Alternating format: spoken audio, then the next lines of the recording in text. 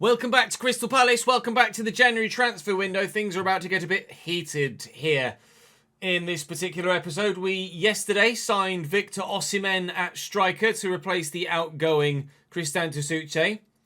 Proceeded to score a hat-trick on debut to give us a 1-0 down, 2-1 down, 3-2 up win against Chelsea at home. So that was rather impressive. And then at the end of yesterday's episode, we lost Quinton Timber to Arsenal. I say lost. I think the phrase is more, we let go Quinton Timber to Arsenal. They bid for him, and we thought, we've got some money in the bank. With this sale, I tell you what, we could have a sizable upgrade there. And judging by who is and isn't playing around Europe, we can make an upgrade there. The three highest rated players that I'm about to show you are all not playing for their clubs, either domestically or in Europe. Moises Caicedo doesn't play for Chelsea. They use Andre Santos and Enzo Fernandez instead. 89 rated, within budget, 85 million. Although they reckon they'd want about 100 for him, which I don't have. I've got 97. But obviously, he's unreal. As a defence-minded ball winner, you won't find many better. Then there's Eduardo Camavinga, who doesn't play at Real Madrid. They've got Jude, they've got Valverde, they've got Tchouaméni. Camavinga has played 2 games in La Liga all season long, and we're in January. He just doesn't play for them. His market value is higher, but he could be available for less. He's on 280 grand a week though. Ho, stumbling block is the word that comes to mind. But, oh man! He's a bit good, isn't he? Eduardo Camavinga is probably my preferred at this stage. And then Pablo Gavi doesn't play at Barcelona either. Pedri, Frenkie de Jong and others get the game time ahead of Gavi too. Valued at 96. Their asking price is very high. So organically, they probably would make the switch, maybe. But it comes down to financials rather than anything else. We're offering players first team football that aren't getting first team football. Camavinga is my preferred. Caicedo will be the next. And Gavi the third. And then there are obviously other options here. Kobe Mainoo plays every week for Man United. But it's Man United. And obviously, which is not really a phrase you ever used to hear a few years ago, is it? A decade ago or so. But we have obviously previously had him on loan as well, and he was very good. And that was when he was only like 78 to 80 rated. McTominay's 85 and has not grown at all, but he just is pretty solid. And then there's Kirkchu, who is always the bridesmaid, ever the bride. Always the bridesmaid, never the bride was the phrase I used when we found him or looked at him off recording. And again, he's really good, but he's just 5th on the list. Pablo Barrios at Atleti is playing every week as well for them. So whilst it's a very good deal, I don't think it's one that we can, or one that we would look to do more so than anyone else at the minute. Camavinga, please. They reckon 86 million or so. I have 96 in my budget, so I'm going to need everything that's available to be able to afford transfer fee and wages. 90.6. Xabi Alonso is open to negotiation. I will try and save as much as possible so that I can afford his wages. They've said, no, look, a non-negotiable, 90.6. 88. Camavinga might be on his way to Crystal Palace. Yikes. Doesn't play for Real Madrid. You can't quite fathom it, but he just doesn't play at all for them in any competition. Squad role, crucial, mate. Bloody hell. You'd come in as joint highest rated player alongside Adam Wharton. We do have, and Dean Henderson, we do have 2 other 89 rated players at the club that have been with us throughout. So let's not forget that when it comes to the whole justification of the deal, etc. I don't know how much I could offer him, but I'll offer him a slight wage decrease and see if he negotiates. And he doesn't even bother negotiating. Ho-ho! Victor Osimhen and Eduardo Camavinga are Crystal Palace players. And we are very much now a force to be reckoned with in all competitions. We are only in the Champions League now, though, because we lost to Crawley Town in the FA Cup yesterday. Crawley Town! For Christ's sake. Champions League and Premier League glory await then, hopefully. Welcome. Bienvenue, Eduardo. With all the excitement, the first game is actually going to be a simmer here against Copenhagen, but we're obviously going to rotate a little bit, but I'm not going to rotate too much because we still need a very good result. We don't get one. It's obviously like with a brace. It's Copenhagen away with that team, and we get a draw. Well, we're definitely playing Marseille then, that's for sure, in the Champions League, because at the minute we are questioning whether we'll even make it through. I'm 21st, so a win against Marseille will see us through, but we cannot make it to the top 8, so we will have a playoff round in the Champions League. I'm really surprised. Well, maybe I shouldn't be after the...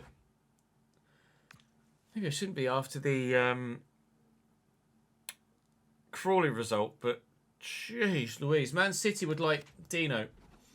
Man City can get stuffed. I'm not selling my 89 rated starting goalkeeper. Thank you very much. Weston McKennie. To be fair, I did transfer list Weston McKennie just in case we might need the extra funds to be able to bring in another midfielder. But turns out we haven't needed the extra funds. So I'll take Weston McKennie off the transfer list again. Brentford line up with a 4-2-3-1 here at the GTEC Stadium. Camavinga in goal for them still. Jed Spence, Nathan Collins, Thomas Araujo and Daniel Svensson. Milambo and Matthias Jensen holding with Marlon, Ouattara and Damsgaard behind Jonas Vint. Keith Andrews is still manager here at Brentford in this save. Now, Osimhen scored a hat-trick in his last game.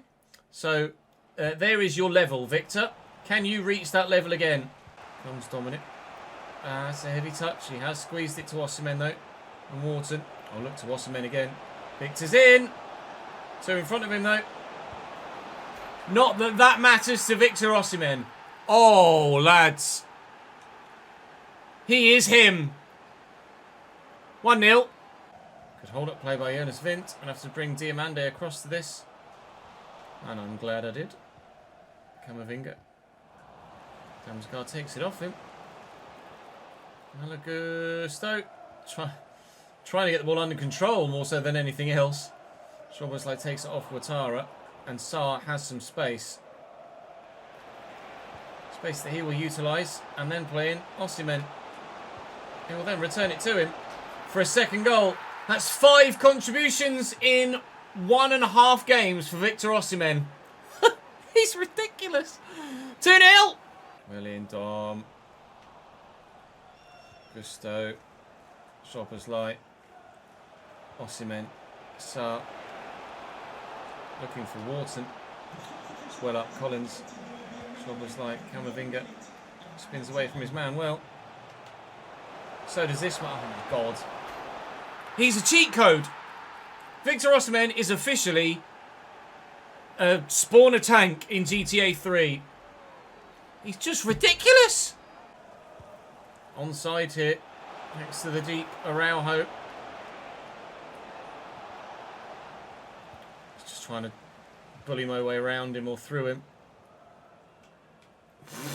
That would have been through, not around. Deary me. Oh, it's really well played. Daniel Marlon in behind here. A goal back for Brentford, potentially in the offing. But Jonas Vint has missed the target. We've seen games recovered from such positions with enough time left. If that goes in, Brentford have the opportunity. It turns out that the opportunity they were given, they've wasted. Tucker's off the bench here, young man. McKennie. Osimhen looking for Tucker. We'll look for Victor Osimhen again. Oh, I really thought that was going in. Osimhen not... Oh, look at the squared ball on for Sarr as well. I didn't even see it. I was such tunnel vision there with Victor Osimhen. We could have made it 4. Goal difference isn't something we're really thinking about at the moment. It's not at the forefront of our mind. We're not close to top to even worry about challenging Newcastle at the moment. But later in the season, goal difference may well become part of the picture. So, ruining missing chances like that, or wasting opportunities like that for a square ball and a simple fourth might come back to haunt us. Especially if Brentford go and get one back now. Damsgaard deflected. Oh, they very nearly bloody did. Deflected and wide. Damsgaard off for them now, who's been without hesitation their best player. Fabio Carvalho's on. Nathan Collins' header goes straight to Hendo and we'll just wait. That'll be 3 points for Crystal Palace here away from home at the G-Tech. Victor Osimhen at the forefront of everything again. We have scored 6 goals since he came in. He scored 5 and he created the other one. £200,000 a week. You're important, not crucial. And you want £200,000 a week. I literally cannot afford that, my guy. Especially with your bonuses too. Greedy motherfucker. You're a centre-back. You can have 121 grand a week. Or shove it. Consider it shoved. Oof. Greedy bastard. Man United want Malo Gusto. And we are still getting bids for Weston McKennie despite having taken him off the transfer list. Up next is Olympique Marseille, who are apparently absolutely red hot in the Champions League at the minute. They are third.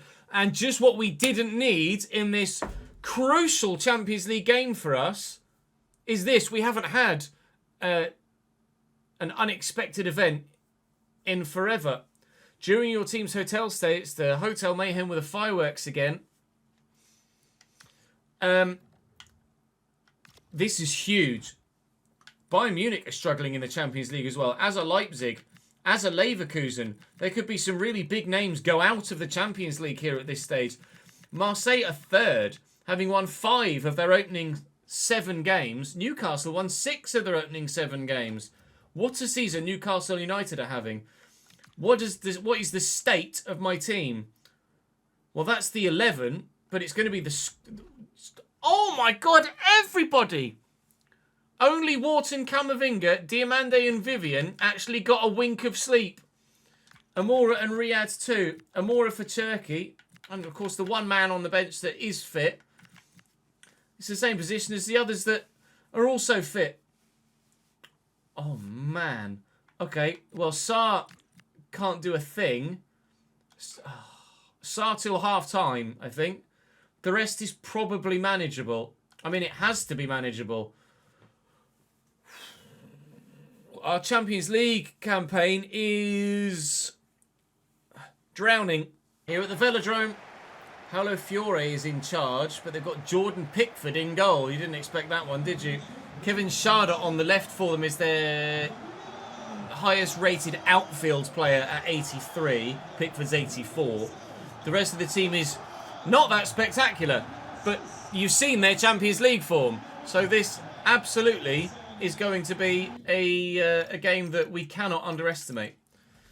Especially considering half my side have only slept for about 2 hours overnight here in France. And we might be in trouble here. A win guarantees us a playoff spot. A draw or a defeat could leave us out of the Champions League at the league phase, which is entirely unacceptable and may even potentially, having gone out of the FA Cup as well, get me sacked. Adley. Costa. Adley. Orta. Costa. Angel Gomez. Someone needs to shoot. Someone has.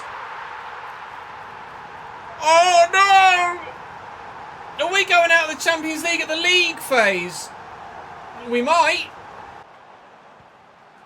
Barcelona go 1-0 up against AC Milan through Ademola Lookman. Barcelona towards the top end of the... No. His hands are in. It's not a pen ref. His hands are very central there. His hands are literally across the middle of his body. It's just, you can even tell from that angle, whilst not being able to actually properly see it, it's not a penalty. I will show you that is not a penalty. Augusto and Ismail Assar. Szoboszlai through to Camavinga. Wharton is there. He's telling me to go the other way, actually. But I'm not going to listen. We're going to go this way to Amora. I'm going to go back in. And again. The cheat code scores again. Every time this man touches a football in the penalty area, it ends up in the back of the net. Palace 1. Marseille 1. Orta, Adli tackled. Szoboszlai tripped by his teammate. Camavinga putting the pressure on. Costa! He's hooked it. It's not boos from those Marseille fans. I don't think a boo was really necessary for that. It's really uncalled for. I don't think I've ever heard fans boo in such a situation before. That was where I wanted the ball to go through Szoboszlai, just not exactly in that manner.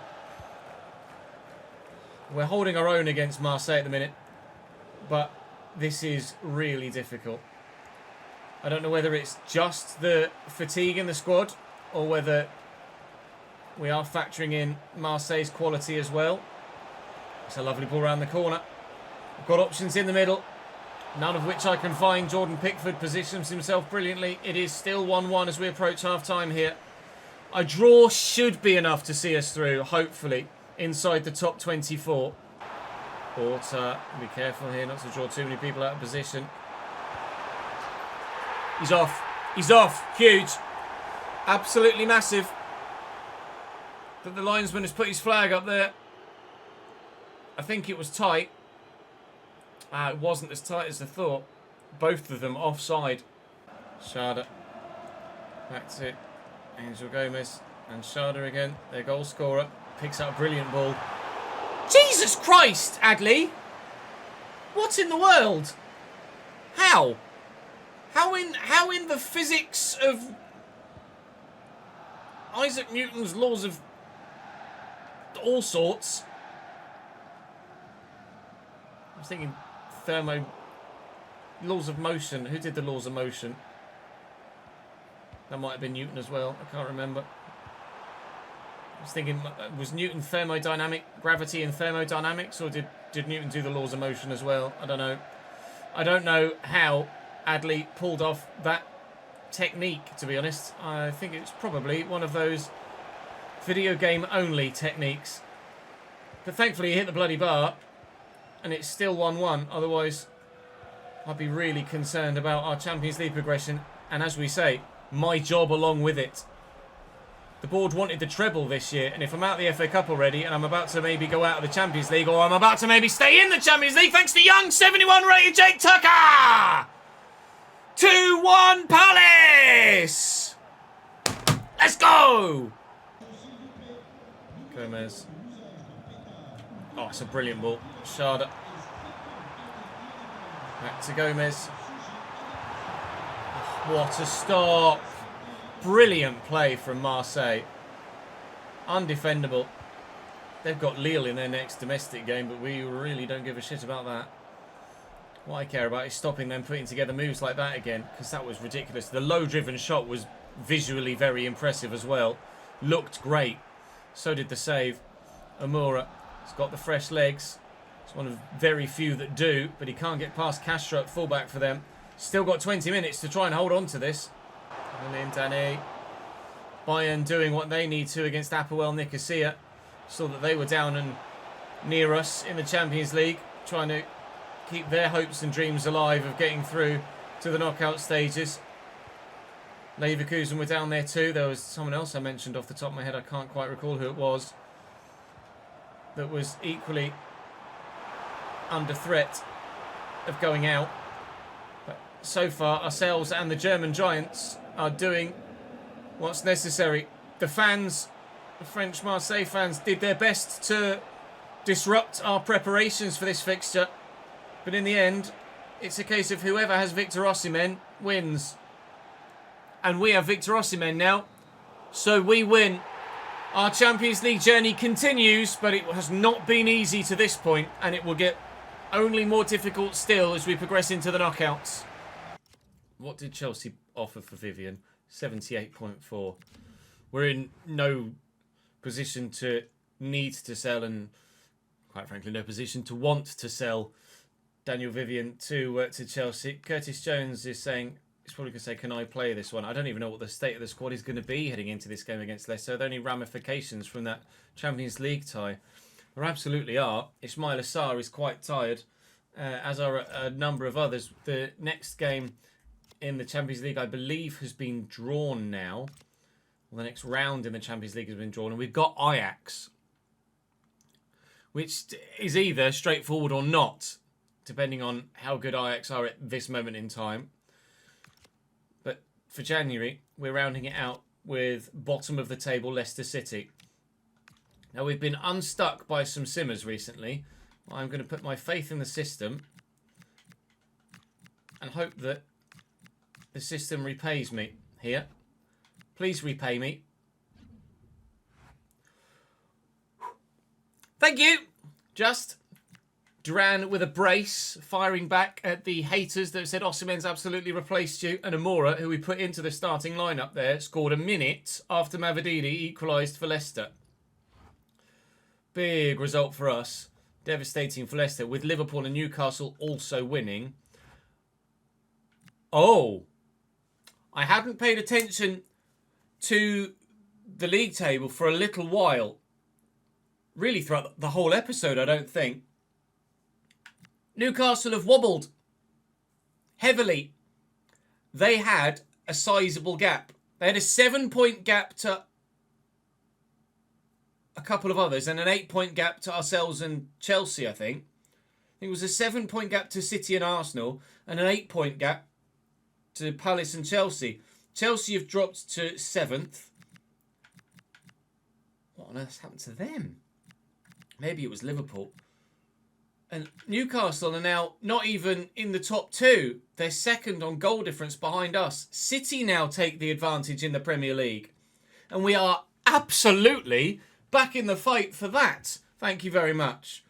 Well, Newcastle United, what on earth is going on in the northeast? I'm sorry, I can't do you just can't. Sorry, Curtis. just no. So as we push into the next month, we've Manchester United to start it. Liverpool's in there, and 2 games against Ajax as well.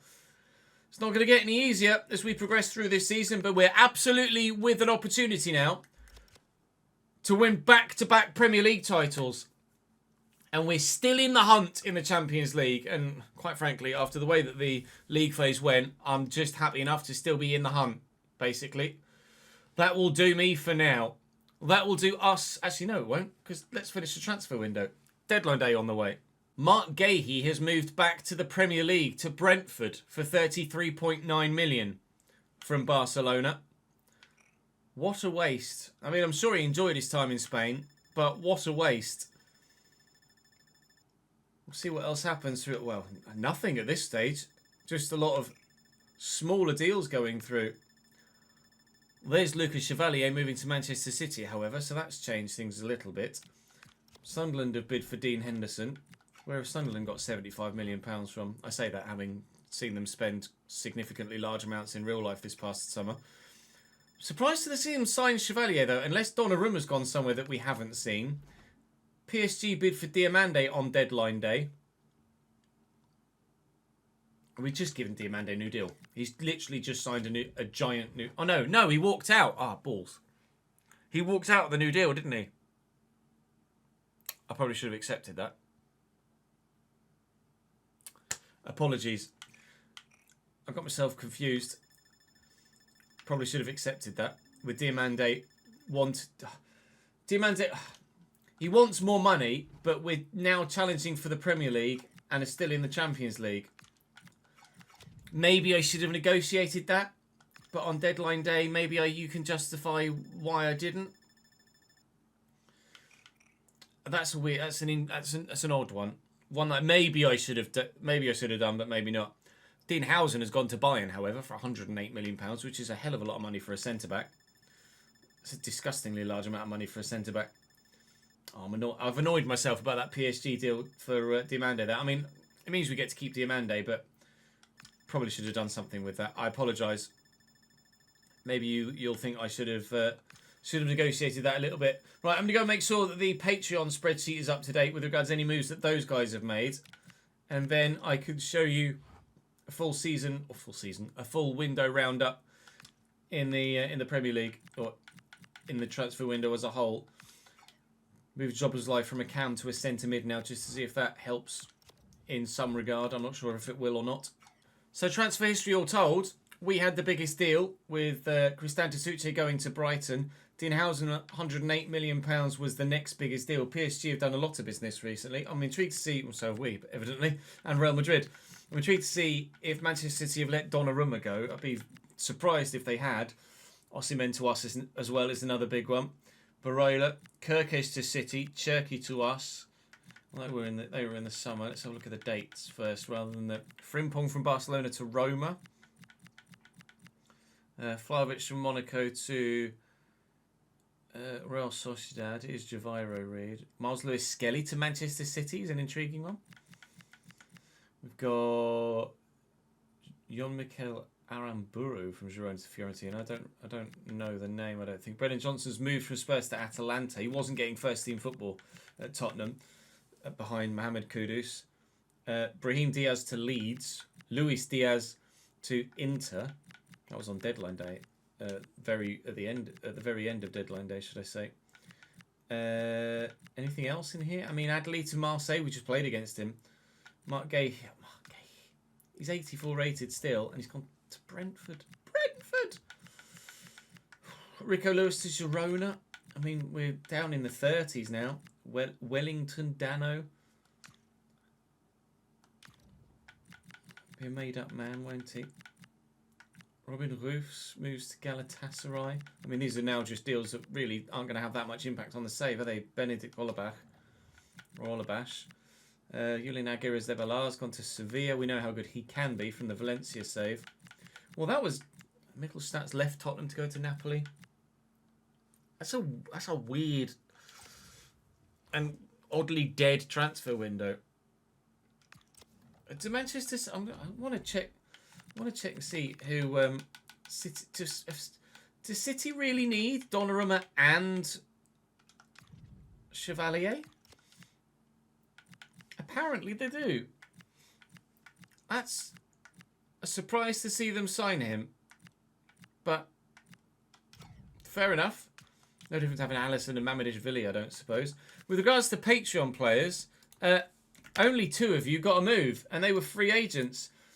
Misha Jovanovic has signed for HamKam Football in the Norwegian Elite Syrian, and Hayden Whittle has signed for Nottingham Forest from the free agent pool as well. They are the only 2 changes to the way that things panned out for everybody in this final transfer window of this save. Obviously, in the RTG when that starts, you guys are going to have significantly longer careers, are going to grow significantly more, and are going to have significantly wider, varied progression and moves in your journey, obviously. And that will be the case in the Journeyman as well. I think for the Journeyman, I might use the